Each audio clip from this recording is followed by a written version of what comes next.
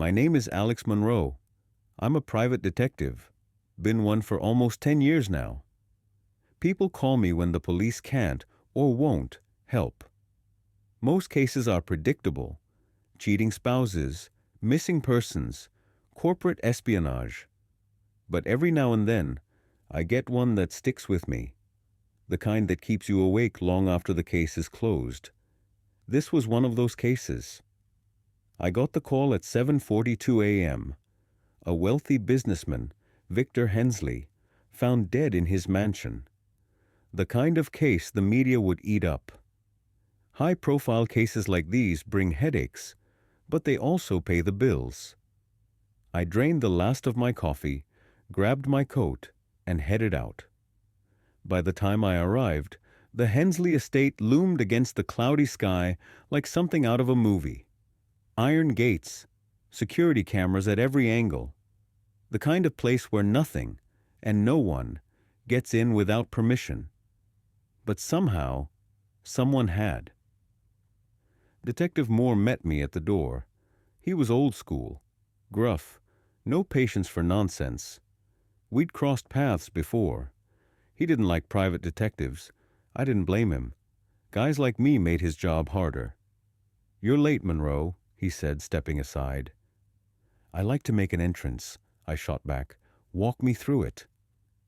The smell of money clung to the air: leather, polish, expensive wine. But underneath it was something else: blood. Victor Hensley lay face down on the marble floor near the fireplace. A single gunshot wound between the eyes. It was too clean, too precise. Someone wanted him dead, and they didn't want to miss. "No forced entry," Moore said, rubbing his jaw. "Security logs show the front gate never opened. House alarm was disarmed by Hensley himself." I scanned the room. No signs of a struggle, no broken glass, no overturned furniture. Whoever did this knew Hensley, and he trusted them enough to let them in. "Who found him?" I asked. "The maid. Comes in every day at 6. Says she found him like this." "And the wife?" "Out of town. Business trip. She's got proof." I knelt beside the body. The blood was dry. That meant he'd been dead for hours. I was about to ask another question when a voice, sharp and clear, broke the silence. "Don't do it! Don't do it!" I froze. The voice wasn't human. I turned and spotted the source, a parrot perched on an elaborate gold stand near the window. Bright green feathers, black beady eyes. It tilted its head and spoke again. "Don't do it." "Charlie," Moore grumbled. "Hensley's pet. Bird's been squawking since we got here. Probably just repeating random nonsense." I stood up, studying the bird. Animals don't lie. And if this one had seen something, I needed to listen. "When did the maid last see Hensley alive?" "Yesterday evening. He was fine. No visitors, nothing unusual." I took a step closer to the bird. "Charlie," I said softly, "what else do you know?" The parrot fluffed its feathers, eyes darting back and forth. Then it said something new. "It's already done. Already done." Moore scoffed. Like I said, nonsense. Maybe. But my gut said otherwise. Birds repeat what they hear. And if this one was telling the truth, it had witnessed something no one else had. Someone had killed Victor Hensley, and the only witness wasn't human. I stayed by the parrot's stand, watching the way its eyes darted around the room. Charlie wasn't just some noisy pet. He was nervous. And nervous animals meant something was off.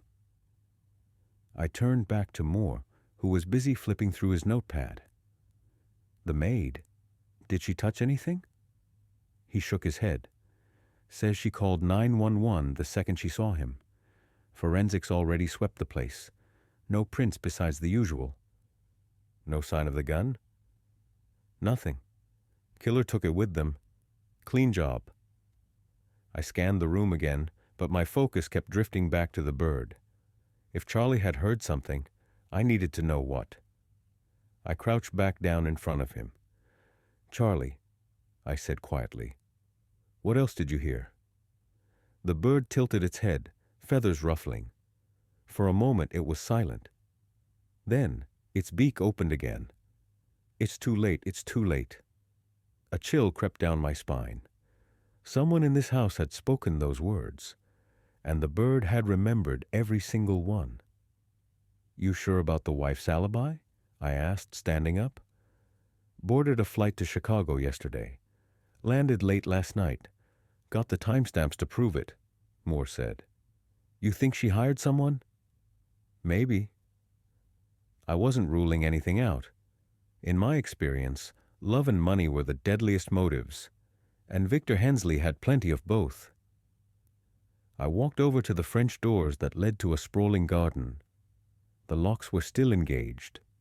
No forced entry here either. Whoever killed Hensley had come in through the front, someone he trusted. "Any other family?" I asked. Moore sighed. "One son, David. Lives a few miles away. Works in real estate. They weren't exactly close, but money changes things." I knew that firsthand. "What about the business?"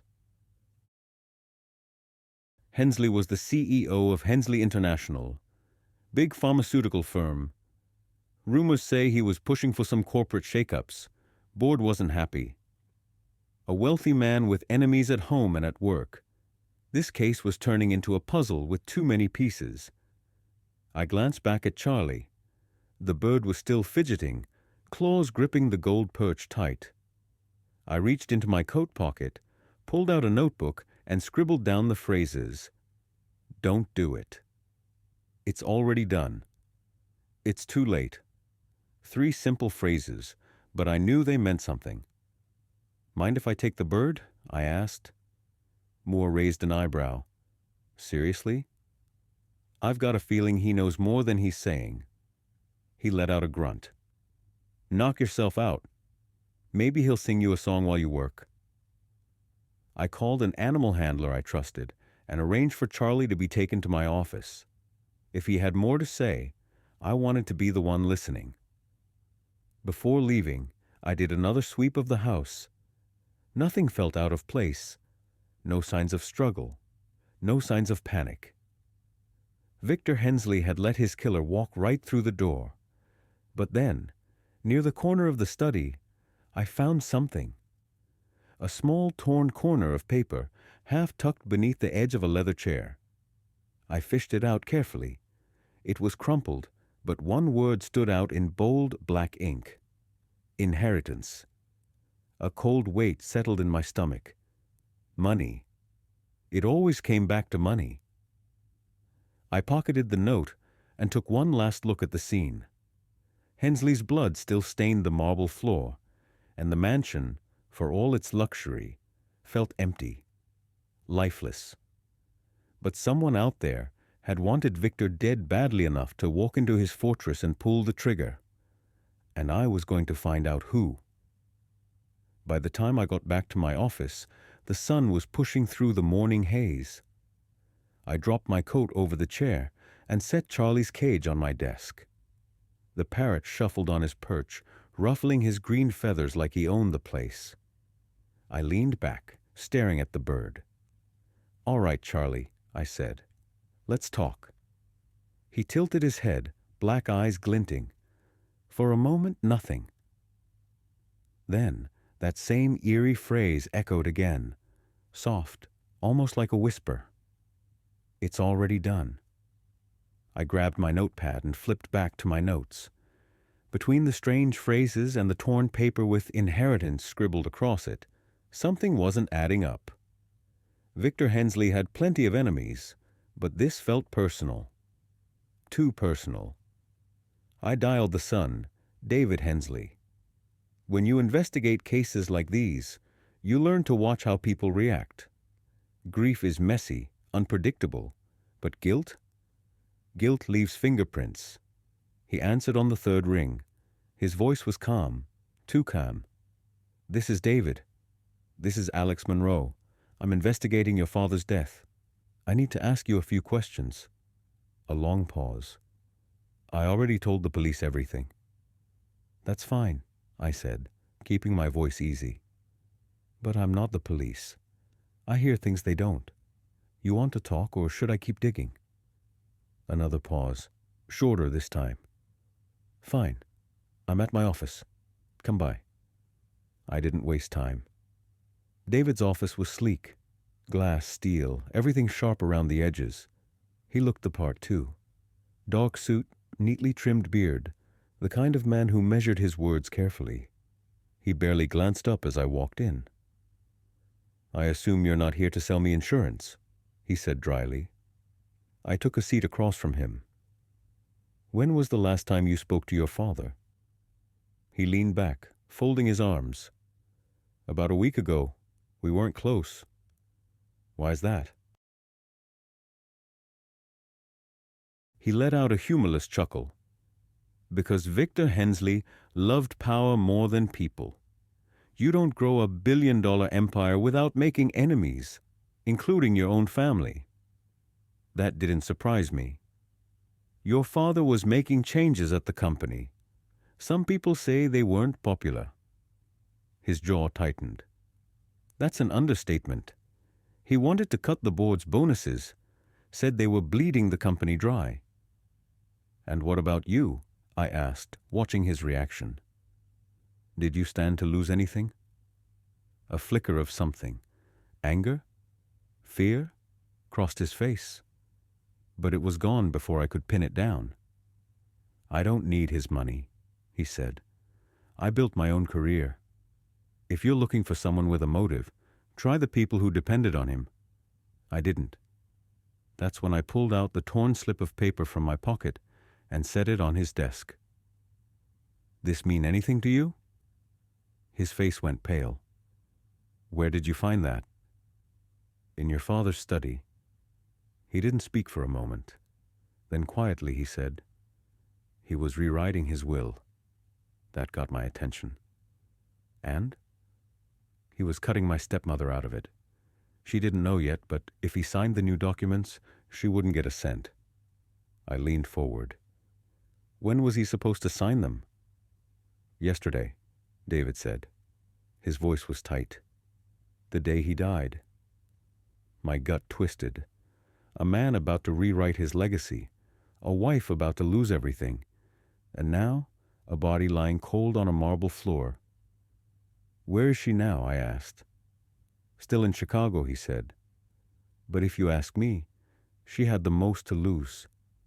I stood up, sliding the paper back into my pocket. One last thing, I said. Did your father trust anyone enough to let them inside without a second thought? He hesitated, just for a second. Maybe the lawyer, Jonathan Reed. He's been handling my father's estate for years. If anyone knew about the new will, it was him. I left his office with a new suspect and more questions than answers. Back at my office, Charlie stirred as soon as I walked in.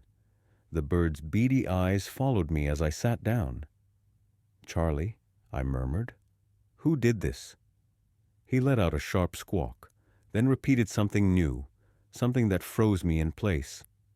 Jonathan did it. I set my notepad down slowly. This wasn't a random break-in. This wasn't a crime of opportunity. This was planned. And now I had a name. The name Jonathan echoed in my mind as I sat in my office, staring at the bird. Charlie was no ordinary witness. He was a time capsule, holding fragments of a conversation that could blow this case wide open. Jonathan Reed. If the Parrot was right, Victor's longtime lawyer wasn't just handling the inheritance. He might have been willing to kill for it. I pulled up Jonathan's profile. Clean-cut, polished, and exactly the kind of guy who knew how to hide a secret. He'd handled the Hensley estate for over a decade. A man like that wouldn't get his hands dirty, unless the stakes were high enough. I grabbed my coat. It was time for a little face-to-face. Jonathan's law office was downtown, pristine and cold, like every word cost $100. His receptionist barely glanced at me before leading me to his office. Jonathan stood when I entered. Mid-40s, silver hair at the temples, and the kind of confidence that only comes from holding people's futures in his hands. "Detective Monroe," he said smoothly. "I heard about Victor's death. Tragic." I didn't sit down. "You were handling his new will." His smile didn't falter. "That's confidential." "Victor's dead," I said. "Confidential doesn't mean much anymore." He hesitated, then motioned to the leather chair across from him. I stayed standing. "He was planning to sign it yesterday," Jonathan admitted. "It would have disinherited his wife. Victor believed she was only with him for the money. And his son." David's share increased, he said, leaning back. But Victor's main concern was protecting his legacy.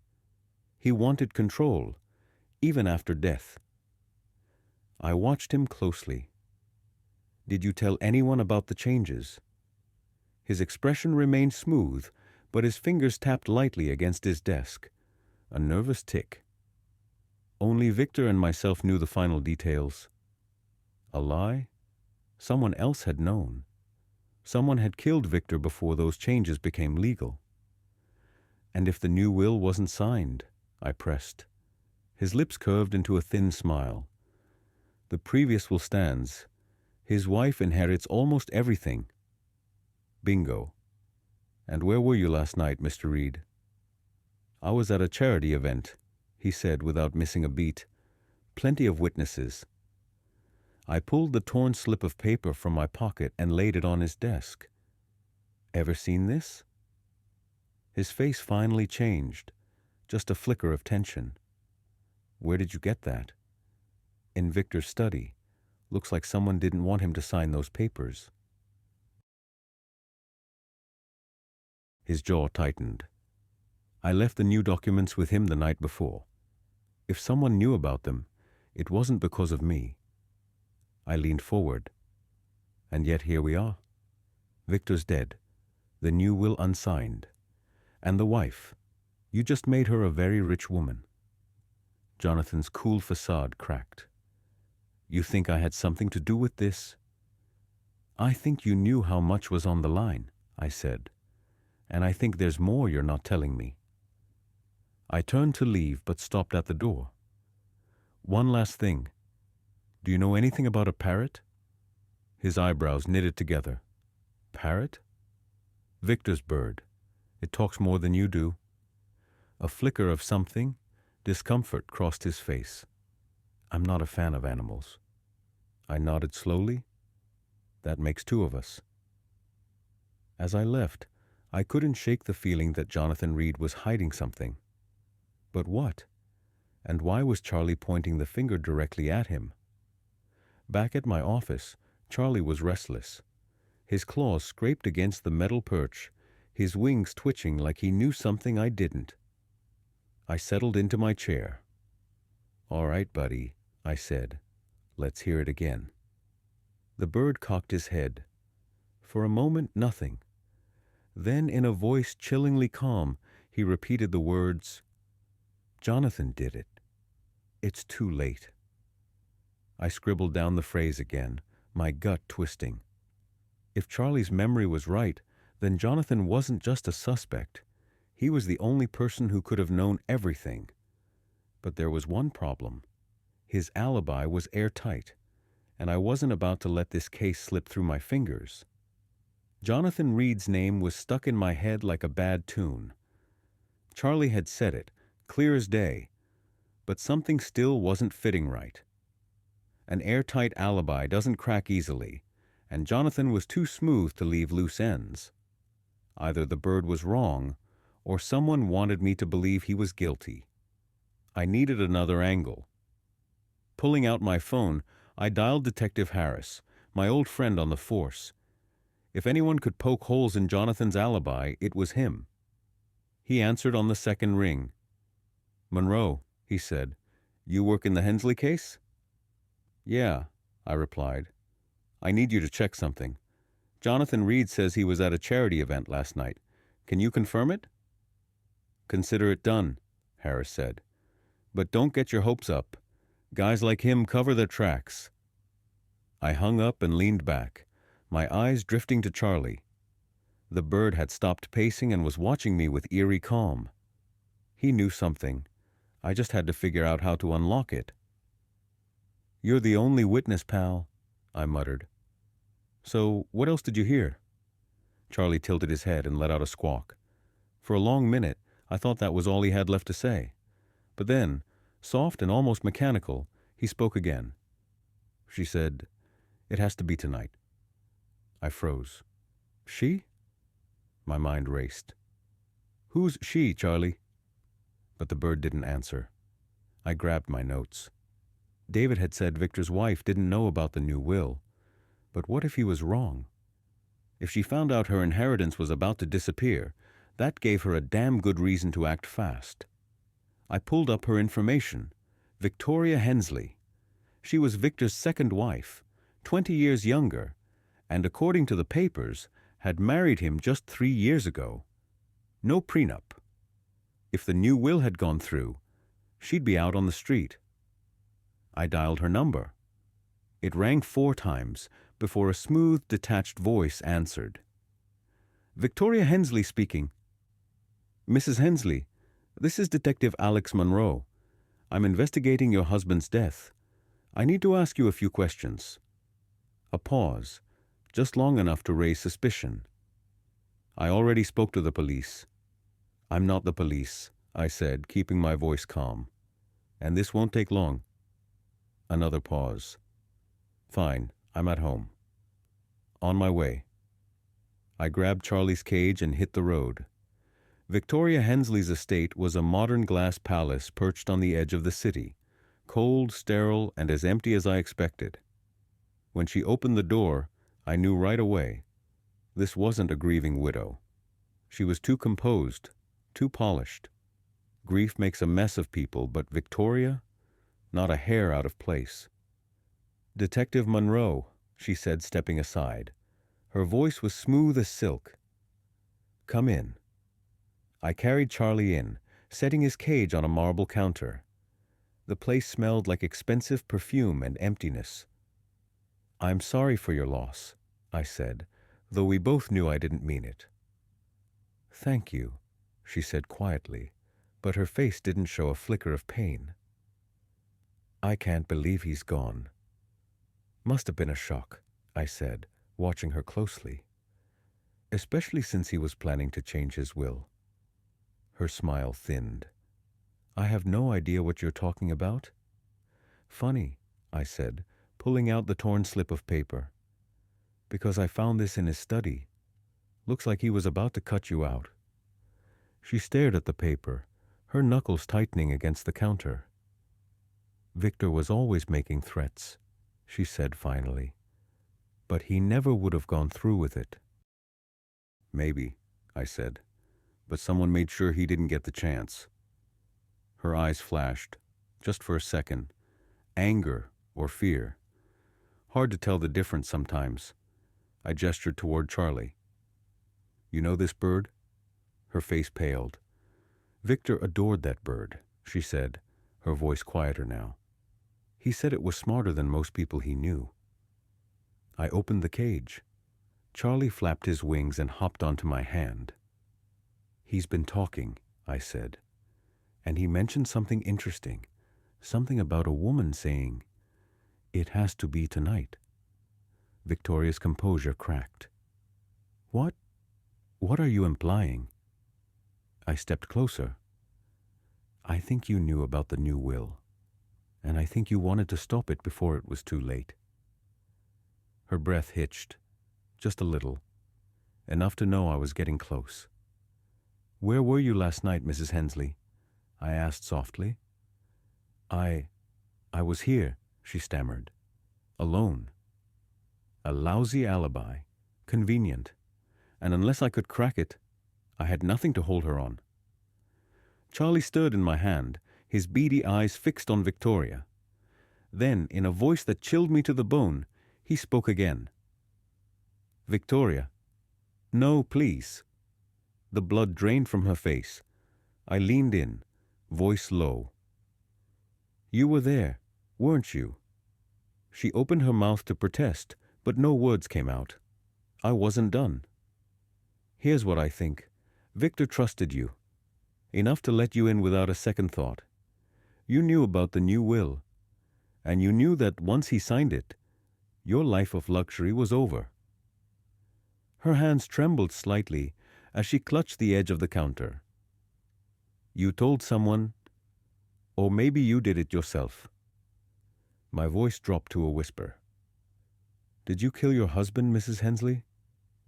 For a long moment, she just stood there, silent, frozen.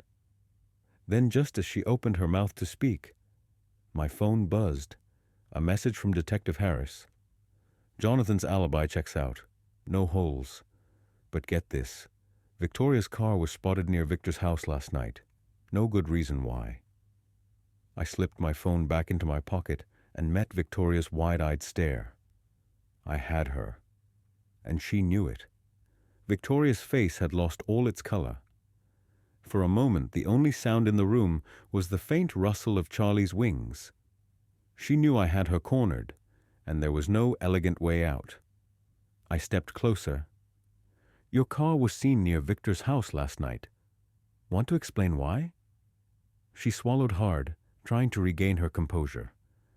I wanted to talk to him, she said, her voice quieter now. I knew he was angry. I thought if I could just stop him from signing the new will. I finished for her. Her lip trembled slightly. I didn't kill him, she said, but the crack in her voice betrayed her. I swear I just wanted to talk. Funny, I said, because your husband's bird seems to remember things a little differently. I nodded toward Charlie, who was still perched on my hand. Victoria's eyes darted to the parrot. It's a bird, Detective. You can't seriously... Charlie's been more helpful than you, I cut in. And he keeps saying two things. Jonathan did it, and it has to be tonight. I let the words hang in the air. Sounds like someone was in a rush. Her mask slipped, revealing something darker beneath. Fear. You were the only person with a motive, I pressed. Victor was about to cut you off. If he signed that will, you'd lose everything. But if he died first... I trailed off, giving her time to fill in the blanks. I didn't mean to hurt him, she blurted out suddenly. Her breath came quicker now, her hands shaking as she gripped the counter.